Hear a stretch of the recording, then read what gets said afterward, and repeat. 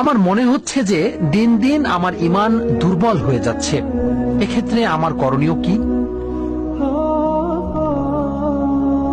তো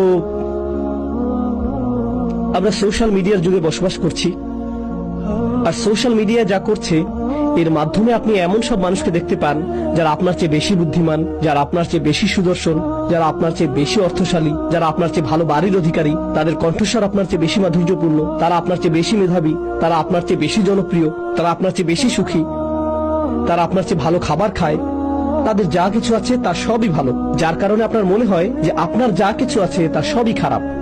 আর তখন আপনি আল্লাহর কাছে বলেন, ও আল্লাহ, তাদের জীবন এত ভালো কেন, আমার জীবন এত খারাপ কেন? দিন দিন আমার ঈমান দুর্বল হয়ে যাচ্ছে। সম্ভবত আপনার উচিত কিছু সময়ের জন্য টিকটক বন্ধ রাখা, আপনার ঈমানের অবস্থার উন্নতি হবে। শয়তান চায় যে আপনি তুলনার মধ্যে জীবন অতিবাহিত করুন। প্রথম থেকেই সে নিজেকে আদম আলাইহিস সালামের সাথে তুলনা করেছিল, এটাই তাকে ধ্বংস করেছে।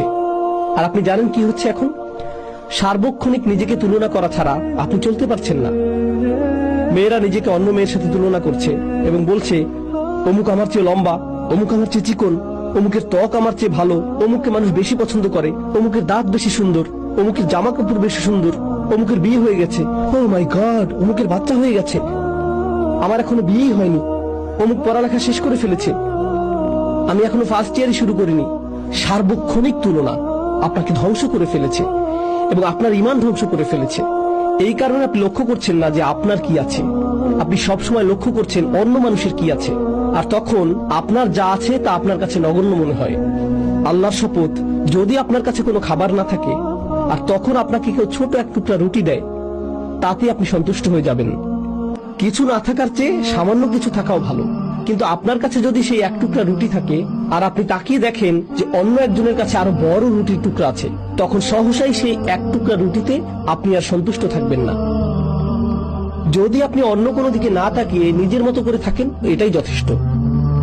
আল্লাহ বলেছেন, লা তাতামান্নাউ মা ফাদ্দালাল্লাহু বিহি বা'দাকুম আলা বা'দ। তোমরা আকাঙ্ক্ষা করো না সেই সবের যার মাধ্যমে আল্লাহ তোমাদের একের উপর অপরকে শ্রেষ্ঠত্ব দান করেছেন। অন্য সেই সকল জিনিসের প্রতি আকাঙ্ক্ষা করতে থাকবে না।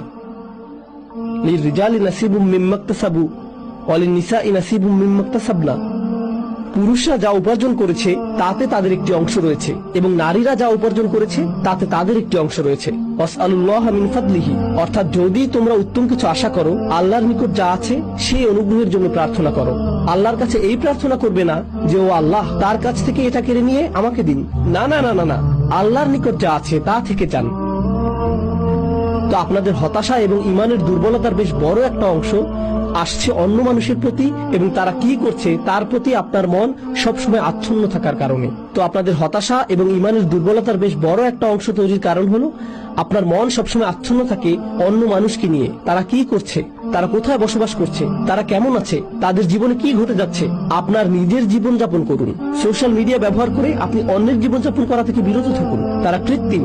সোশ্যাল মিডিয়ায় সবচেয়ে সুখী দম্পতি, তাদের দাম্পত্য সম্পর্ক শোচনীয় অবস্থায় আছে, কিন্তু তাদেরকে এটা প্রদর্শন করতে হবে যে তাদের দাম্পত্য জীবন কতই না সুন্দর, কারণ এর ফলে তাদের সোশ্যাল মিডিয়াতে নেতিবাচক প্রভাব পড়বে। এই জগৎটা কৃত্রিম, এর বড় একটি অংশ কৃত্রিমতায় পূর্ণ, আর এটাকেই আপনি মানদণ্ড মনে করছেন। এটাই আমাদের সময়ের সবচেয়ে বড় সংকটগুলোর একটি। আপনি সবসময় অপর্যাপ্ততা এবং অপরিপূর্ণতার অনুভূতিতে ভুগছেন, অথবা আল্লাহ আপনাকে পর্যাপ্ত দেননি। এটা ঈমান দুর্বল করার বড় কারণগুলোর একটি। আল্লাহ আপনাদের সবাইকে এটা থেকে রক্ষা করুন।